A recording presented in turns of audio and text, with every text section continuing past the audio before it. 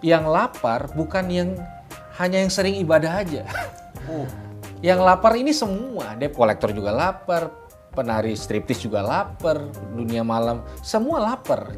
Welcome to Cameo Project. Sekarang langsung pencet tombol subscribe ya. Jangan lupa pencet tombol lonceng biar dapat notifikasi. Cuy, acak cus.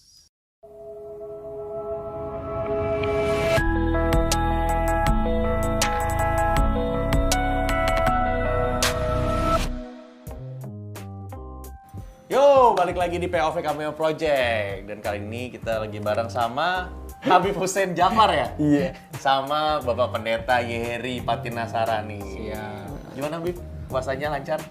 Lancar, alhamdulillah, lancar. Saya meskipun di sini gak tergoda lah.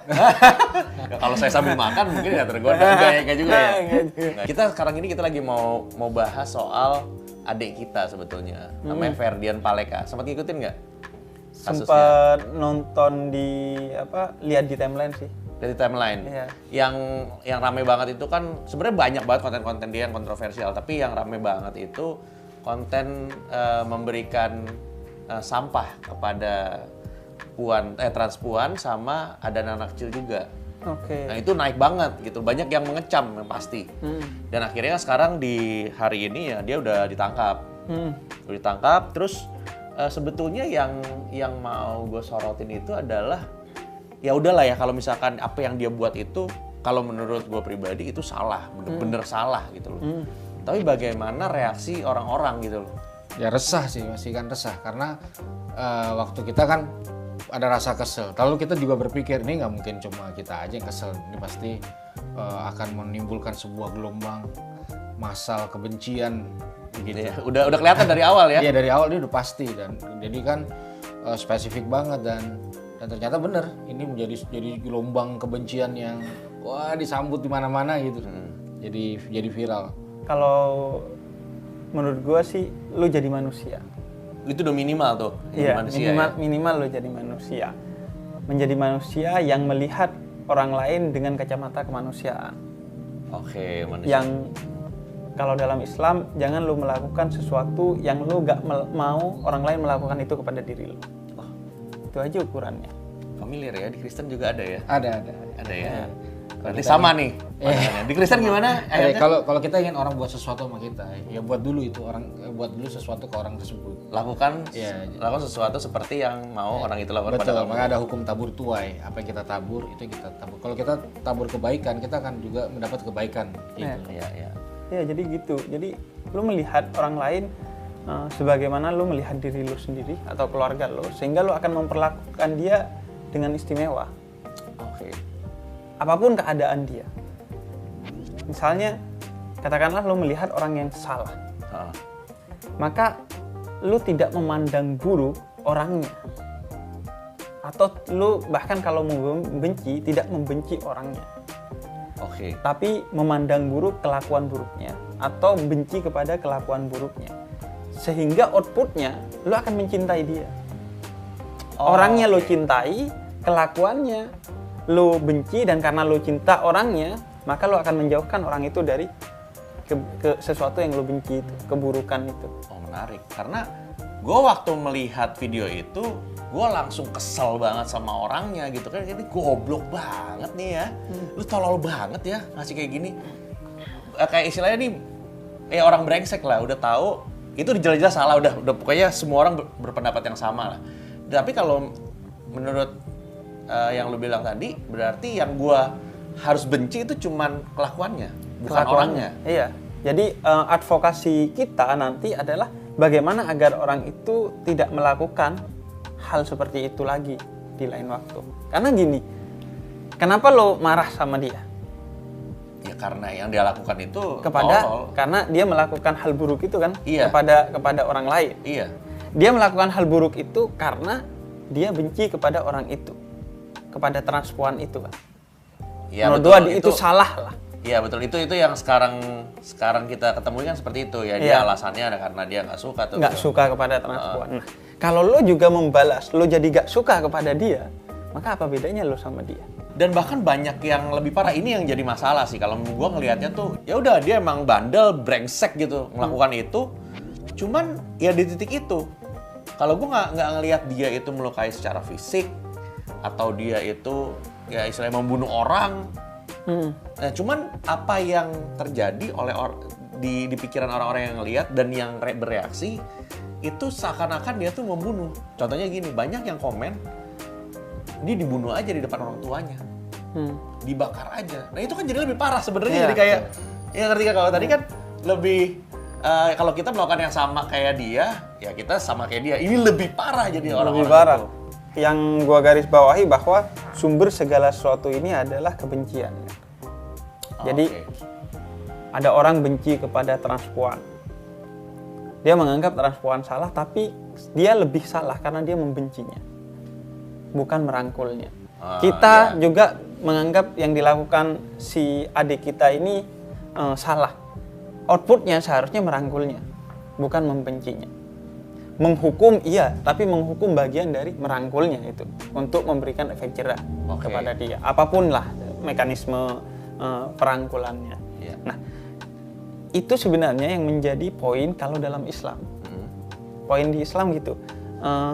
Hukum itu satu hal, tapi di hal lain ada akhlak. Fokusnya di akhlak ya. Fokusnya nanti di akhlak. Akhlak itu adalah mencari solusi untuk penyelesaian masalah yang terjadi. Jadi gini, ada orang salah, dia dihukum. Tapi hukumannya tujuannya agar dia jera, agar dia berubah. Iya. Nah, dikatakan di Quran, di misalnya surat Asy-Syura ayat 40. Tapi kalau dengan tidak menghukum, yaitu memaafkan dan lo membalas keburukan dia dengan kebaikan, membuat dia akhirnya bertaubat, maka maafkanlah dan lakukanlah kebaikan kepada dia. Tapi kalau sekiranya memaafkan makin jadi nih orang, maka hukumlah dia. Maka gue setuju bahwa orang ini tetap dijalani secara hukum, proses hukum tetap berjalan sesuai dengan konstitusi kita. Tapi dia harus dijalankan dengan kesadaran penuh agar anak ini berubah menjadi lebih baik, tidak mengulangi kelakuan buruknya, harus dengan orientasi itu. Nah, sekarang kalau kita lihat ya, sebelum kita ke Bro Yeri, kita ngelihat hukuman itu seakan-akan memang dituntut oleh orang banyak. Anak ini harus dihukum. Dan juga hukuman itu seakan-akan sudah dijatuhkan kepada dia. Ya kan, dengan komen-komennya, dengan semua caci-caci makian, dan juga apa yang perlakuan yang dia terima secara fisik ya. Karena kita udah lihat ada video yang memang waktu itu dibuat di dalam, nggak tahu itu di mana, apa di tahanan atau gimana. Ya itu secara langsung sebenarnya sudah menghukum dia. Ya kan? Nah, pertanyaannya apakah hukuman yang paling tepat untuk anak ini kalau memang tujuannya perbaikan akhlak? Ya kan, maksudnya apakah dengan dia ditelanjangin, dia dimasukin ke tong sampah, itu adalah hukuman yang paling tepat buat dia? Hukuman itu balik lagi dasarnya cinta untuk merubah orang itu, sehingga tidak mungkin dilakukan secara tidak proporsional, berlebihan, apalagi sampai menista orang itu. Karena poinnya di Islam, hukum itu harus adil, jangan berlebihan. Kalau berlebihan justru yang menghukum nanti yang kena hukum sama Tuhan. Karena dia gitu? Zalim. Iya, karena dia zalim. Karena awalnya si adik kita ini kan pengennya menghukum transpuan kan. Menurut dia, gini nih, gue bikin lo berubah. Sekarang dia kena. Kita juga berlaku seperti dia sebagian kita. Akhirnya terus rantai setan ini gak akan terhenti. Oke. Nah, kalau Bro Yeri gimana menurut lo?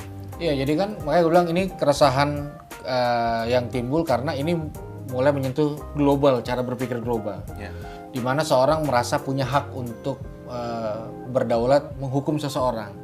Nah itu kan makanya kalau dari sudut pandang Kristen, kasih dan cinta itu menjadi sebuah solusi ketika kebencian itu dominan. Gitu. Nah sama, jadi orang akan jera juga. Selain ada hukum konstitusional, ada juga rangkulan dan penerimaan justru, gitu. Nah, jadi kita nggak bisa. Harusnya sih kita sepakat, bukan cuma secara agama, secara kemanusiaan. Iya. Dalam artian kalau kita puas gitu loh, puas batin kita ngelihat orang ini dimasukin tempat sampah, ditendang, dipukulin, dibotakin, lalu kita punya rasa puas. Sebenarnya kita sedang mengalami sebuah kecacatan dari kemanusiaan kita. Apa bedanya kita sama kita komplain adik kita ini ngeprank gitu. Nah makanya, nah disinilah harusnya kita kalau ada basic lah katakanlah ya, balik ke agama lah seperti yang kita bahas saat ini. Ya jadi harusnya menjadi kesepakatan bersama sih angle agama ini menjadi hal yang paling penting.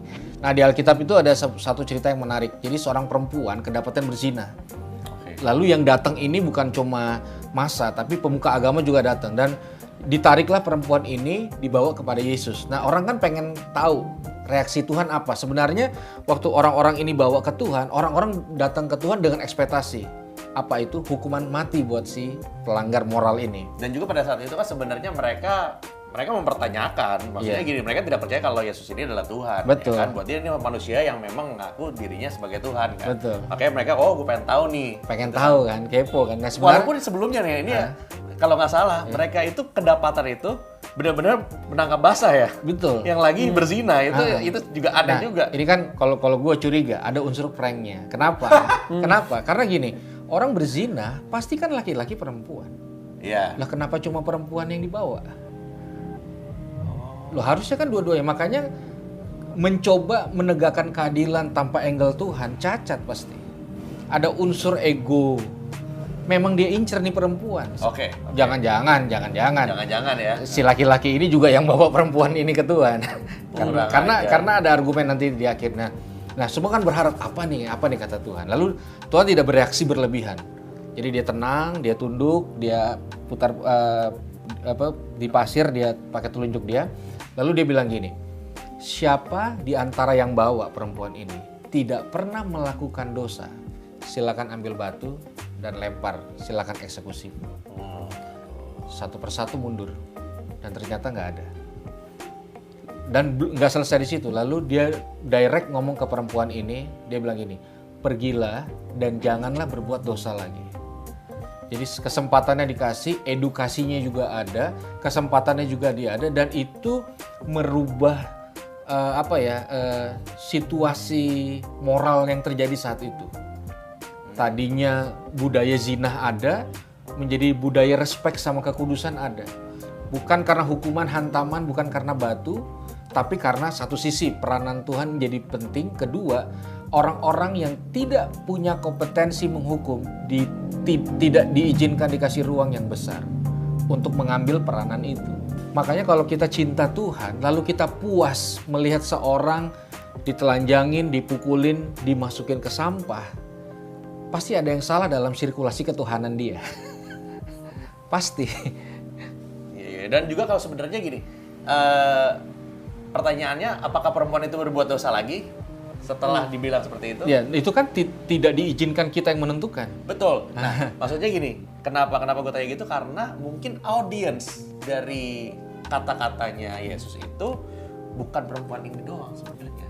Betul. Audiensnya adalah orang-orang yang mau menghakimi itu. Betul. Jadi poin dari cerita ini adalah buat orang-orang yang mau menghakimi itu, ya kalau lu buat Anda nih yang ngerasa nggak punya dosa, nggak pernah ngelakuin kesalahan ke orang lain, nggak pernah nyakitin perasaan orang lain, boleh komen-komen kayak gitu. Kurang lebih begitu. Kurang lebih begitu dong sebenarnya kalau mau di Iya. lek-lekan kan. Iya. Gitu. Walaupun sebenarnya mungkin ya andai kata ada Yesus waktu ketemu sama Ferdian untuk menghalau masa atau orang itu, mungkin belum tentu dia kamu belum, karena mungkin reaksinya akan berbeda outputnya. Sama itu anak bisa jadi ya, ini kemungkinan juga nih. Tapi kan itu kan menjadi satu core penting di dalam religi. Saya banyak ngobrol sama Habib juga, penekanannya di solusi keseluruhan, lalu pendekatannya kasih. Jadi kita ini bukan cuma letupan satu kasus ini aja, bagaimana menyelesaikan ini secara keseluruhan, gitu loh. Bukan juga serta-merta tanpa tanggung jawab hukum dan sebagainya, langsung kita dijadikan duta anti prank gitu misalnya, nggak juga. Tapi ada tanggung jawab moral dari kitanya masing-masing masyarakat untuk jangan langgar batas keterlaluannya. Karena kita sedang mengkomplain orang-orang yang melanggar batas keterlaluan. Jangan dikomplain dengan cara membatas melanggar batas keterlaluannya itu. Dan ini menarik sebenarnya adalah jadi Bapak Pendeta Yeri ini waktu itu menggalang dana untuk memberi donasi kepada para waria ya. Betul. Apa sih yang mana sih yang jadi target donasi lo? Iya, jadi kan gini, waktu COVID-19 ini kan pasti dunia perdonasian itu Ya. rame. Tapi selalu ada segmen-segmen yang kayaknya nggak pernah dilirik deh. Salah satunya adalah mereka, jarang. Nah makanya akhirnya saya ambil inisiatif, bukan karena kasus ini, karena udah jauh sebelumnya. Bahasanya kepentingannya kepedulian dan kemanusiaan aja. Nah lalu Bukan kristenisasi ya? bukan dong. Itu yang kasih donasi terus langsung Selalu diam-diam baptis diam-diam gitu. Enggak dong ya. Itu kalau saya lakukan itu, pertama saya berhadapan dengan Tuhan saya langsung. Karena saya mengecewakan hati Tuhan. Di mana Tuhan bisa mengasihi tanpa syarat, kok saya anaknya mengasihi dengan syarat banget. Kurang lebih begitu kan. Jadi biar jelas. Bukan. Terus. Bahkan malah saya banyak dihujat sama teman-teman seagama saya. Karena mereka berpikir kalau kita ngasih makanan ke waria, transpuan adalah kita mendukung moral dia yang nggak sesuai. Jadi makanya kita perlu clear banget secara teologis. Nah lalu responsnya gimana? Saya bilang gini, yang lapar bukan hanya yang sering ibadah aja. Yang lapar ini semua, debt collector juga lapar, penari striptis juga lapar, dunia malam, semua lapar. Jadi apa aja penari striptis, PSK, terapis pijat plus, debt collector sama waria, which is ya ini yang jarang kesentuh. Bahkan saya ngobrol bantuan pemerintah pun ada beberapa yang enggak. Ini bukan cuma saya tidak mengeksploitasi untuk kepentingan saya. Dan kayaknya untuk eksploitasi terlalu nggak seksi gitu loh. Siapa juga mau lihat, siapa juga mau bantu. Tapi ini akan menjadi sebuah edukasi menarik buat masyarakat bahwa dalam hidup bermasyarakat, bagaimana kita punya peranan kemanusiaan itu sangat penting. Makanya tadi kan Habib buka dengan kita lihat dari kacamata kemanusiaan deh. Makanya ini akan terjadi benturan paradigma. Kok dukung? Ternyata dukung. Makanya ini kan juga ketika adik kita ini buat masalah kan ada pro ada kontra. Tapi mari kita lihat dengan hal yang sederhana lah dari sisi kemanusiaan. Lalu lihatlah angle dua. Paling nggak ada dua agama yang coba disampaikan pada saat ini kan gitu. Dan mungkin ya bukan mungkin sih hampir benar ya kalau misalkan orang-orang yang menghujat anak ini belum tentu memberikan donasi kepada waria dan PSK dan lain-lain gitu loh. Bahkan mungkin biasanya mereka itu yang menghujat juga. Ini terlepas dari yang kesel itu adalah memang komunitas waria ya, komunitas transpuan. Itu ya wajar lah ya mereka. Nah, cuman ya ironinya seperti itu ya. Iya. Gue pengen garis bawahi dari omongan Bang Yeri, Pendeta Yeri, itu gini. Pertama, bahwa ketika kita membantu orang yang lapar, walaupun orang itu buruk, bukan berarti kita menjustifikasi keburukannya. Sebagaimana Tuhan dalam Islam punya aspek yang namanya Rahman. Rahman itu cinta yang tanpa batas, yang dia memberikan makanan bahkan kepada orang yang ateis sekalipun. Yang tidak percaya sama dia gitu. Yang tidak percaya kepada dia. Gak ada ceritanya orang terkapar di jalan, kenapa? Pada gak dikasih makan nih sama Tuhan karena gak nyembah Tuhan. Semua. Jadi lo harus membedakan antara kemanusiaan, bahwa setiap orang harus dicintai, diberi makan. Di satu sisi kalau dia berbuat salah, dia dihukum secara proporsional. Makanya menurut gua kehadiran gua di sini misalnya dan Pendeta Yeri itu untuk berbicara secara moral, bukan secara hukum. Secara hukum kita sudah serahkan ke polisi.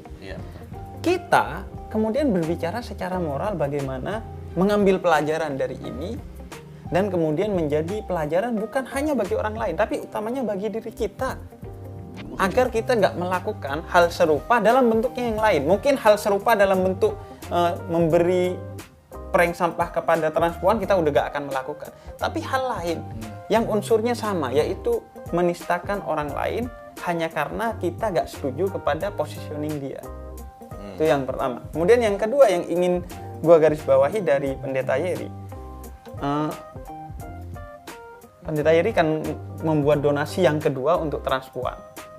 Yang pertama untuk APD bagi tenaga medis. Dan kebetulan gue bikin lelang amal di Twitter. Jadi barang-barang kayak sarung gue, sarung batik, terus buku gue lelang. Dapat lumayan lah dana waktu itu. Dan gue sumbangkan ke Pendeta Yeri. Penyalurannya lewat Pendeta Yeri. Betul. Kenapa? Pertama karena gue kenal pribadi Pendeta Yeri. Yang kedua, gue tahu efektivitasnya. Karena Pendeta Yeri waktu itu ngasih rumah sakitnya ini, kemudian bukan hanya di foto, di video saat serah terima dan lain sebagainya. Kemudian yang ketiga, ini yang paling penting, gue ingin menunjukkan bahwa kemanusiaan itu tidak menjadikan perbedaan agama sebagai halangan. Gue ingin memberikan pelajaran toleransi di sana. Makanya gue sumbangkan ke Pendeta Yeri, tentu atas izin teman-teman followers gue yang ikut serta dalam donasi itu. Jadi ya dalam hal kemanusiaan, kalau dalam bahasa Al-Quran, fastabiqul khairat, mari kita berlomba-lomba, mari kita bergandengan tangan gitu. Sebagaimana kita tadi membedakan, ini juga membedakan. Gue sama Pendeta Yeri, sama lo beda agamanya, tapi bukan berarti kita tidak boleh untuk berangkulan dalam satu visi yang sama gitu. Jadi ada rasa bangga juga karena ada pesan toleransi juga. Dan ini kan penting ya. Sama nih kayak sekali kita punya kejadian waktu kita deep talk sama teman MLI di Bali. Jadi kan rame-rame nih sama Coki Muslim. Nah sekali gue duduk, kursi gue patah, bro. Jatuh gue. Gubrak. Orang lagi seru, lagi nyimak. Semua spontan. Mau yang ada agama, yang nggak ada agama juga. Berdiri nolong. Gak ada tuh yang, ini Kristen apa Islamnya gak ada. Habib nanya gitu. Wah aneh banget kalau ada yang dia berpikir gitu sebenarnya aneh. Coki juga langsung gimana bang? Lo ini bang, tiba-tiba semua audiens gak dipeduluin yang di depan ini tertuju ke gue karena itu nature. Nah kita mau mengembalikan nature itu bahwa inilah core kekayaan bangsa kita. Bukan berarti nggak ada cacatnya, tapi kita punya banyak instrumen baik untuk memperbaiki banyak kecacatan dalam tanda kutip. Iya betul. Gitu. Ya sebetulnya makanya perlu diperbaiki lagi, dan ini yang paling susah sebetulnya untuk melihat kalau ya kita harus berubah. Betul. Kan kita paling gampang adalah bilang orang harus berubah kan. Kayak tadi Habib bilang kan bagaimana supaya kita bisa berkaca juga pada diri sendiri supaya kita tidak melakukan apa yang adik kita lakukan tapi dalam bentuk yang lain. Itu yang paling susah. Itu dia. Bener nggak? Kalau mau jujur itu paling susah. Tuhan di situ kayaknya. Karena pertama apa? Karena tidak ada yang ngelihat. Mungkin akan gampang orang untuk ngerem sesuatu kalau lagi banyak yang lihat. Iya. Kayak komen. Khususnya misalkan yang komen-komen itu adalah orang yang memang anonim. Itu kan paling susah ya untuk nahan diri ya. Iya. Ya kan? Bodoh amat orang gue tulis aja, bakar aja nih anak. Nggak akan ada yang menghukum secara fisik. Karena nggak kelihatan. Itu yang paling susah sebetulnya, tapi dampaknya itu parah sebenarnya. Karena Indonesia itu ya gue nggak tahu di luar, tapi di Indonesia ini lumayan mindsetnya tuh melatah. Semakin banyak yang menghujat tanpa dia melihat videonya mungkin, tanpa dia meneliti orang ini kenapa ya alasannya berbuat seperti ini, ya ikutan aja menghujat. Itu yang paling susah sebetulnya. Betul. Yang problemnya mungkin benar kata Bro Yeri, butuh Tuhan di situ. Di situ. Kalau di Islam itu disebutnya jihad akbar. Jadi jihad ini adalah amalan tertinggi dalam Islam. Akbar itu paling besar. Jadi amalan tertinggi yang paling besar itu adalah lo melawan ego dalam diri lo. Oh itu yang paling besar justru. Jadi ketika Nabi pulang dari satu perang besar, kemudian kata Nabi kita pulang dari satu perang kecil menuju perang besar. Waduh kata sahabat, ini udah perang besar, apa yang lebih besar? Kemudian kata Nabi, membunuh ego dalam diri kita. Dan memang tantangan utama dalam membunuh ego itu adalah yaitu dalam kesendirian. Makanya kata Sayyidina Ali, lo jangan melakukan dosa yang lo tidak mau melakukannya di tengah keramaian.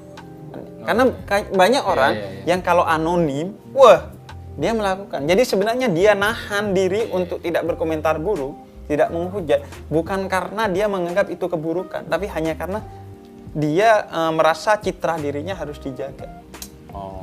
Makanya anonim itu menurut gua itu pengingkaran terhadap nikmat Tuhan. Tuhan ciptakan lo dengan segala identitasnya, lo malah anonim. Oke. Dan kemudian kalau pelajaran utama lainnya adalah di Islam dikatakan dalam satu riwayat, lo silahkan melakukan keburukan asalkan di tempat di mana gak ada Tuhan di sana. Seperti puasa itu disebutnya ibadah rahasia. Yang tahu cuma lo dan Tuhan. Iya betul. Lo bisa ngaku puasa ke semua orang lain. Padahal nggak puasa, tapi Tuhan tahu. Sama dengan anonim. Lo pikir bahwa lo bisa menipu banyak orang, tapi lo nggak bisa menipu Tuhan. Habib sering bilang Islam itu damai, dan salah satu kedamaiannya itu adalah rahmatnya itu sendiri. Panjang sabarnya. Jadi pengampunan itu nggak boleh hilang dari culture apapun.